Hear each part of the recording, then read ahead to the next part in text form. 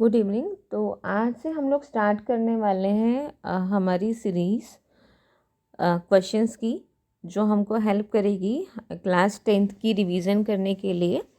Syllabus आप लोग का ऑलमोस्ट सबका ही ख़त्म है, प्री बोर्ड्स भी हो चुके हैं। तो आप लोग को अभी जो भी हमने साल भर में पढ़ा है उसके क्वेश्चंस को हमको रिवाइज़ करना बहुत ज़रूरी है।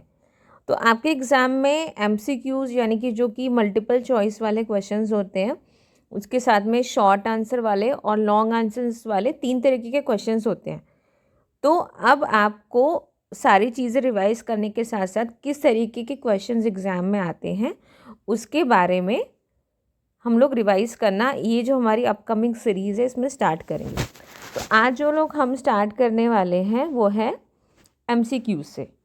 तो सबसे पहले MCQs को जब हम उसको पढ़ते हैं तो हमको पता चलता है कि वो सारी चीज़ें हमको याद आती रहती हैं जो हमने लेसन में पढ़ा है। तो इससे एक तो क्विक रिवीजन भी हो जाती है, साथ में क्वेश्चन कैसे आने होते हैं एग्ज़ाम में वो भी हमको पता चलता है, और हमारा जो चीज़ें अगर हमसे पढ़ते समय रह गई हैं तो उनको भी हम अपने नॉलेज में स्टोर कर लेते हैं या गेन कर लेते हैं।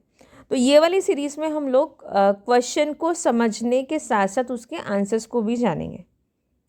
ठीक है, तो हम लोग स्टार्ट करते हैं।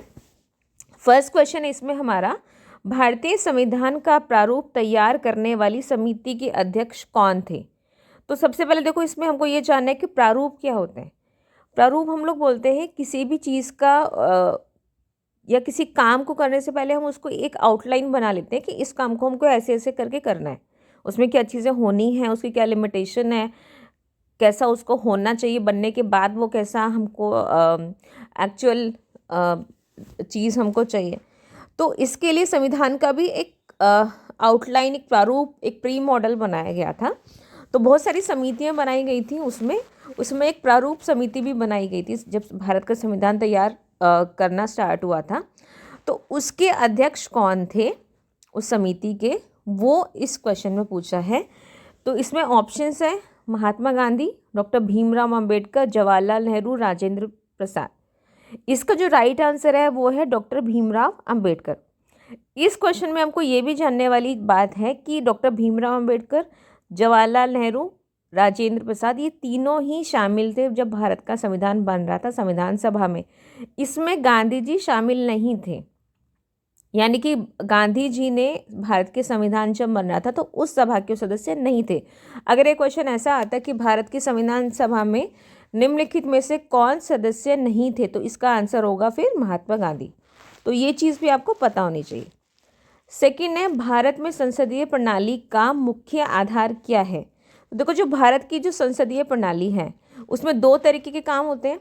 पहला होता है कि जो कानून ऑलरेडी बने हुए हैं, जो काम सरकार के लिए डिवाइडेड है, उसको करना, उस पर डिस्कशन करना कि वो ठीक से हो रहा है कि नहीं हो रहा है। दूसरा, नए कानून बनाना जो कि उस समय की ज़रूरत है। तो ये काम कौन बनाएगा? विधायिका और कार्यपालिका। विधायिका कानून बनाने का कार्य करेगी और कार्यपालिका उस कार्य के इम्प्लीमेंटेशन के लिए जिम्मेदार होगी।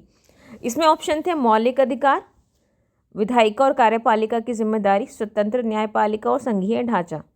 ठीक है, तो इसका राइट आंसर होगा विधायिका और कार्यपालिका की जिम्मेदारी है इसको तय करना है भारतीय संसदीय प्रणाली का मुख्य आधार। तो संसद यही काम करती है। नेक्स्ट है, भारत में दलहन उत्पादन का सबसे बड़ा राज्य कौन सा है? अब देखो, दलहन पहले तो होता क्या है? दलहन हम बोलते हैं दालों को, जैसे कि अरहर की दाल होती है, मूंग की दाल होती है ना, चने की दाल होती है। तो ये जो सब दालें होती हैं इनको हम बोलते हैं दलहन। अब इस क्वेश्चन में पूछा गया कि भारत के किस राज्य में सबसे ज़्यादा दाल का उत्पादन होता है? तो इसका राइट आंसर है मध्य प्रदेश। इसमें ऑप्शंस में था उत्तर प्रदेश, मध्य प्रदेश, महाराष्ट्र और राजस्थान। तो मध्य प्रदेश भारत के लिए सबसे ज़्यादा दालों का प्रोडक्शन करता है। नेक्स्ट क्वेश्चन है, संघीय व्यवस्था का क्या अर्थ है? तो संघीय व्यवस्था क्या होती है? संघीय व्यवस्था में क्या होता है कि राज्य मिलके एक संघ का निर्माण करते हैं, है ना। अब इसमें क्या क्या चीज़ें होंगी? केवल केंद्र का शासन होगा? नहीं, ये चीज़ तो नहीं हो सकती संघ में। केवल राज्य सरकार का शासन होगा? ये भी नहीं हो सकता है। केंद्र और राज्यों सरकारों के बीच शक्तियों का विभाजन होगा। तो ये ठीक है कि बिकॉज दोनों की अलग अलग जिम्मेदारियां तय कर दी जाती हैं। उसके बाद ऑप्शन है सभी पंचायत शक्तियाँ पंचायत के पास होंगी। तो पंचायत का तो स्थानीय सरकारें होती है पंचायत, तो संघीय व्यवस्था से उसका उतना ज़्यादा नहीं कनेक्शन होता है। तो इसका राइट आंसर होगा केंद्र और राज्य सरकारों के बीच शक्तियों का विभाजन। अब नेक्स्ट क्वेश्चन है कि भारत की सबसे लंबी नदी कौन सी है? गोदावरी, गंगा, ब्रह्मपुत्र और कृष्णा। तो इसका राइट आंसर है गंगा। नेक्स्ट क्वेश्चन है गुट निरपेक्ष आंदोलन, जिसको हम नैम भी बोलते हैं, के संस्थापक सदस्य कौन थे? तो देखो, गुट निरपेक्ष के लिए हमको पहले तो ये चीज़ जान लेनी ज़रूरी है कि गुट निरपेक्ष आंदोलन क्या था। गुट निरपेक्ष में क्या था, देखो कि आपको पता है कि फर्स्ट वर्ल्ड वॉर हुआ था, उसके बाद सेकेंड वर्ल्ड वॉर हुआ था।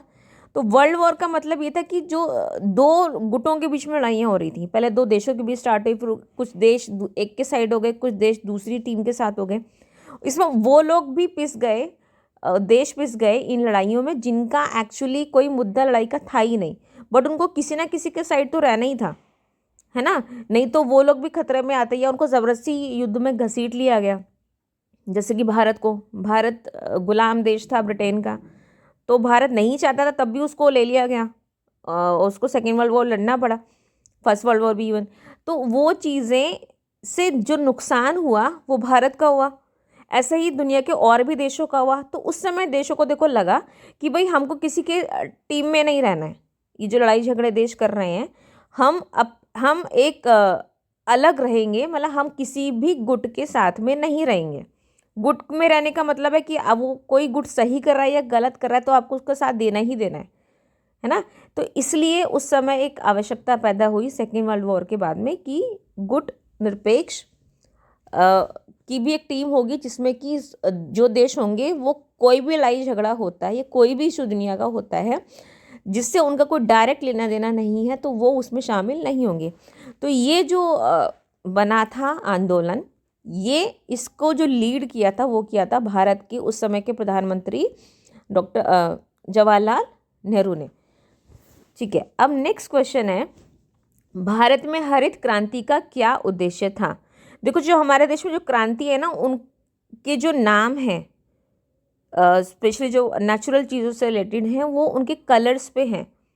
तो अब हरित क्रांति का मतलब होगा पेड़ पौधों से रिलेटेड, यानी कि इसको हम हरित क्रांति बोलते हैं, जो हमारे देश में कृषि के क्षेत्र में और ज़्यादा रेवोल्यूशन लाना या इस तरीके से क्रांतिकारी कदम उठाना कि जो भारत में कृषि की पैदावार है वो बहुत ज़्यादा बढ़ जाए। क्योंकि जब भारत आज़ाद हुआ था उस समय भी हमारे देश की जो लार्जेस्ट पॉपुलेशन थी वो खेती में ही लगी हुई थी, लेकिन उसके बाद में भी इंडिया की पैदावार उतनी नहीं थी जितनी होनी चाहिए थी। जबकि भारत एक बहुत ही जहाँ पे वर्षा बहुत अच्छी होती है, जहाँ की ज़मीन बहुत उपजाऊ है, जहाँ पे सिंचाई की सुविधाएं भी हैं नदियों के द्वारा, तो अब इतना और किसी दुनिया के देशों में नहीं है, फिर भी यहाँ पे इतनी अच्छी खेती नहीं हो रही थी, है ना। खेती यहाँ की पिछड़ी हुई थी। तो उसके लिए सरकार ने सोचा कि हमको यहाँ पे हरित क्रांति लानी है, यानी कि अब हमारे देश की जो पैदावार है, चाहे वो फसलों को लेकर हो चाहे वो फल सब्जियों को लेकर हो, उसमें हमको बहुत ज़्यादा परिवर्तन और आगे बढ़ना है। तो उसके लिए क्रांति लाई गई, है ना। तो उसमें क्या क्या चीज़ें स्टार्ट करी उन लोगों ने, खाद के दाम सस्ते किए गए, लोगों को खादों तक पहुंचाया गया, इजी उनकी अवेलेबिलिटी कराई गई, लोगों को बताया गया, किसानों को जागरूक किया गया कि आपको मिट्टी को पहचानना आना चाहिए कि किस मिट्टी में किस तरीके की फसलें होनी चाहिए, उनको कीड़ों से कैसे बचाएं। यानी कि किसानों को भी ज्ञान दिया गया कृषि को और हम कैसे बेहतर बना सकते हैं, उनके लिए और ज़्यादा सिंचाई सुविधाएं बढ़ाई गई, है ना। पानी की वेस्टेज कम करके कैसे ज़्यादा पौधों को पानी मिले, तो ये सारी और बहुत सारे अनुसंधान रिसर्च वर्क स्टार्ट हुआ खेती में, ये सारी चीज़ें सरकार ने इसके अलावा भी बहुत सारी की। तो भारत में जो हरित क्रांति की गई उसका मेन उद्देश्य, मेन मोटिव क्या था? उसका मेन मोटिव था खाद्यान्न उत्पादन को बढ़ाना, यानी कि भारत में जो खाने की चीज़ें उगती हैं उनकी पैदावार को बढ़ाना। ठीक है, तो ये चीज़ आपको पता होना चाहिए। इसमें और भी है, देखो, औद्योगिक उत्पादन के लिए अलग उद्योगों में क्रांति होगी। श्वेत क्रांति जैसे कि कलर से पता चल रहा है, तो इसमें श्वेत क्रांति भी इंडिया में हुई। उसमें किन चीज़ों की पैदावार को बढ़ाया गया? जो कि डेयरी उत्पादन वाली होती है, जैसे कि दूध और दूध से जुड़ी हुई जो बाकी चीज़ें हैं उसमें उसकी प्रोडक्शन को बढ़ाया गया। ठीक है। तो ये क्वेश्चन ये भी आ सकता है कि श्वेत क्रांति का क्या उद्देश्य था, तो उसमें आप आंसर लिखोगे कि दूध के प्रोडक्शन को बढ़ाना, उत्पादन को बढ़ाना और दूध से बनने वाली बाकी चीज़ों जैसे कि पनीर है, खोया है, दही है, इनके उत्पादन को भी बढ़ाना। नेक्स्ट क्वेश्चन है, किस वर्ष में भारत में वस्त्र उद्योग का राष्ट्रीयकरण हुआ? तो ये आपको ईयर याद रखना है कि भारत में 1972 में वस्त्र उद्योग का राष्ट्रीयकरण हुआ। राष्ट्रीयकरण क्या बोलते हैं? जब किसी उद्योग को, किसी क्षेत्र को सरकार उस देश की खुद से संभालने के लिए आगे आती है। क्योंकि उस समय जब भारत आज़ाद हुआ था तो हमारा जो वस्त्र उद्योग था काफ़ी पिछड़ गया था ब्रिटिशर्स के यहाँ पर रहने की वजह से। तो उसको भी संभालने के लिए यहाँ की सरकार को लगा कि इसका हमको राष्ट्रीयकरण करना चाहिए, तो 1972 में इसका राष्ट्रीयकरण किया गया। नेक्स्ट है कि कौन सा राज्य जल विद्युत उत्पादन में अग्रणी है? तो जल विद्युत क्या होता है? जब जल के द्वारा विद्युत बनाया जाता है, तो ये ज़्यादातर बनाया जाता है नदियों में, जो क्योंकि नदियों का पानी कंटिन्यूसली बहता रहता है, तो उसके द्वारा पानी से बिजली बनाई जाती है। तो इसमें जो सबसे ज़्यादा टॉप पे है राज्य, वो है हिमाचल प्रदेश। तो ये भी आपको याद रखना है। हिमाचल प्रदेश में काफ़ी सारी नदियाँ हैं जो कि पहाड़ से नीचे की तरफ आती हैं मैदान की तरफ, तो उनकी स्पीड बहुत ज़्यादा होती है। जब वो पहाड़ से नीचे उतरती हैं तो उससे बिजली बनाना बहुत ज़्यादा आसान होता है। इसीलिए पहाड़ी क्षेत्रों में जल विद्युत उत्पादन बहुत ज़्यादा किया जाता है। इसमें सबसे ज़्यादा जो आगे है वो प्रदेश है या राज्य है हिमाचल प्रदेश। नेक्स्ट है क्वेश्चन, गांधी जी ने किस आंदोलन के दौरान असहयोग की नीति अपनाई? आपको ये मैंने बताया था पहले भी कि गांधी जी ने जितने भी आंदोलन चलाए, जितने भी काम किए जनता के साथ मिलके, उन सब कामों को करने का तरीका उन्होंने बहुत इजी रखा कि लोगों को उस काम को करने में, उस आंदोलन में भाग लेने में किसी भी तरीके की कन्फ्यूजन नहीं हो। तो उन्होंने अपने आंदोलनों के नाम भी ऐसे रखे जिससे कि लोगों को पता चल जाए कि इस आंदोलन में उनको करना क्या है। ठीक है, तो बहुत इजी उन्होंने नाम रखे। जैसे कि जो चारों आंदोलन आपको ऑप्शंस में दिख रहे हैं, ये सारे गांधी जी ने चलाए हैं। और आप किसी भी आंदोलन का इसमें से नाम देखोगे तो आपको पता चलेगा कि ये आंदोलन को इसमें करना क्या है, लोगों को भी, है ना। तो अब इसमें क्वेश्चन तो बहुत इजी वाला है कि किस आंदोलन के दौरान असहयोग की नीति अपनाई? तो ऑब्वियस सी बात है, ये उन्होंने अपनाई थी असहयोग आंदोलन के दौरान। सविनय अवज्ञा आंदोलन के दौरान गांधी जी ने बोला था कि जो भी आपको काम अंग्रेज़ों के लिए करना है, आप उसको पोलाइटली मना करोगे कि हम नहीं करेंगे, है ना, उनकी आज्ञा को आपको नहीं मानना है। भारत छोड़ो आंदोलनों में उन्होंने बोला था कि आपको अंग्रेज़ों को किसी भी हालत में इंडिया में नहीं रहना है, देना है, और उनको बोलना है कि आप यहाँ से छोड़ के जाओ, और उसके लिए हमको जो भी हम कर सकते हैं अहिंसक आंदोलनों के द्वारा वो सब हम करेंगे। स्वदेशी आंदोलन भी चलाया गया जिसमें उन्होंने कहा कि जितनी भी चीज़ें हम यूज़ करते हैं वो सभी स्वदेशी ही यूज़ करेंगे, क्योंकि ब्रिटिशर्स इंडिया में व्यापार करने के ज़रिए ही यहाँ पर आए थे। जब उनको यहाँ पे व्यापार करने को कुछ मिलेगा ही नहीं तो वो वैसे ही चले जाएंगे, है ना। और स्वदेशी आंदोलन से क्या होगा, जो यहाँ के हमारे लोग हैं, देश के जो उद्योग हैं, जो हमारे यहाँ के लोगों द्वारा चलाए जा रहे हैं, वो भी लोग फ़ायदे में आएंगे। तो हमको अपने देश का फ़ायदा करना है, इसीलिए स्वदेशी आंदोलनों को भी गांधी जी ने चलाया। इसके बाद है लोकतंत्र का मुख्य आधार क्या है? तो देखो, लोकतंत्र लोगों के द्वारा लोगों पर ही शासन किया जाता है। तो यहाँ इसका मतलब लोकतंत्र में सबसे ज़्यादा जो भूमिका होगी वो होगी जनता की, है ना। इसमें समाजवाद, धार्मिकता या तानाशाही नहीं हो सकती है, जनता की सहभागिता ही होगी, तभी लोकतंत्र ठीक से काम कर पाएगा, है ना, नहीं तो वो कुछ और शासन का आधार बन जाएगा। तो इसका राइट आंसर है जनता की सहभागिता। इसके बाद है विश्व का सबसे बड़ा लोकतंत्र कौन सा देश है? अमेरिका, चीन, भारत या रूस? तो देखो, आपको पता है कि इस समय इंडिया सबसे ज़्यादा लार्जेस्ट जनसंख्या वाला देश है पूरे देश दुनिया का। तो और यहाँ पे जैसे ही भारत आज़ाद हुआ था 1947 से, तब से भारत में लोकतंत्र है। तो सबसे बड़ा लोकतंत्र इसीलिए जो विश्व का है वो है भारत। इसके बाद ये भी याद करने वाला क्वेश्चन है नेक्स्ट, भारत में पंचायती राज्य को किस वर्ष से लागू किया गया? 1951, 1972, 1992 या 2000? तो भारत में पंचायती राज को लागू किया गया था 1992 से। 1992 वर्ष में एक चीज़ और हुई थी, पृथ्वी सम्मेलन, जो रियो द जेनेरियो में हुआ था ब्राज़ील में। तो आप ईयर से उस ईयर में क्या क्या घटनाएं हुई उसके द्वारा भी आपको बहुत सारी चीज़ें याद रह सकती हैं, है ना। तो आपको ये भी याद रखना है कि 1992 से आपको पृथ्वी सम्मेलन भी याद आना चाहिए, ठीक है। नेक्स्ट है, पृथ्वी का कौन सा भाग सबसे गर्म है। तो देखो, अगर पृथ्वी का जो सबसे गर्म भाग होगा तो ये ऑब्वियसली वहाँ होगा जहाँ पे कि सूरज की रोशनी सबसे ज़्यादा होगी और पूरे साल पड़ेगी। तो अब वो ध्रुवों के पास तो नहीं पड़ सकती क्योंकि वहाँ पे पृथ्वी थोड़ी टेढ़ी हो जाती है ना, वहाँ पे सबसे कम रोशनी पड़ेगी। और पर्वतीय क्षेत्रों पे भी नहीं हो सकता क्योंकि पर्वतीय क्षेत्रों में क्या होता है कि उनकी हाइट बढ़ जाती है ज़मीन की, तो उससे क्या होता है जितना आप ऊपर ऊपर ऊपर जाओगे टेम्परेचर कम होने लग जाता है, तो वो तो ठंडा वैसे ही हो जाएगा। समशीतोष्ण में तो देखो नाम में ही शीत है, यानी कि वहाँ पे कंपैरेटिवली कम गर्मी होगी। तो सबसे ज़्यादा अगर पृथ्वी पे कहीं पे गर्मी होती है तो वो होती है भूमध्य रेखीय वाले क्षेत्र में, क्योंकि यहाँ पे दिन में तो इतनी ज़्यादा गर्मी पड़ती है कि मतलब आप पूरा दिन वहाँ पे रोज़ सूरज निकलता है और पूरे साल सूरज वहाँ पे देखने को मिलता है। तो उससे क्या होता है, वहाँ पे एक ही सीज़न रहता है ना, गर्मी का और वर्षा का। तो यही चीज़ें वहाँ पे ज़्यादा चलती हैं। वहाँ पे सर्दियों जैसे मौसम नहीं आता, जैसे कि दिल्ली में सर्दी आ जाती है ना, वैसा वहाँ पे नहीं होता है। तो पृथ्वी का जो सबसे गर्म भाग होता है वो होता है भूमध्य रेखीय क्षेत्र। अब भारत में किस राज्य को चावल का कटोरा कहा जाता है। तो चावल का कटोरा मतलब एक मुहावरे या कहावत की तरीके से बोल दिया जाता है, मतलब जहाँ पे सबसे ज़्यादा चावल का प्रोडक्शन होगा, सबसे ज़्यादा उत्पादन होगा। तो भारत में सबसे ज़्यादा चावल का उत्पादन होता है पंजाब, तमिलनाडु, छत्तीसगढ़ और पश्चिम बंगाल में से छत्तीसगढ़ में सबसे ज़्यादा भारत में चावल का उत्पादन होता है। नेक्स्ट है, भारत में कागज़ उद्योग के लिए कौन सा प्रमुख कच्चा माल है। तो कच्चा माल क्या होता है, जब भी कोई चीज़ हम बनाते हैं तो उसको बनाने के लिए जो सामान इम्पोर्टेंटली चाहिए उसको हम बोलते हैं कच्चा माल। तो जब अगर हम कागज़ बनाते हैं, है ना, जैसे कि आपकी कॉपी किताबें ये सब बनता है, तो उसके लिए सबसे ज़्यादा कच्चा माल क्या चाहिए होता है, बाँस, ठीक है। तो इसका आंसर है बाँस।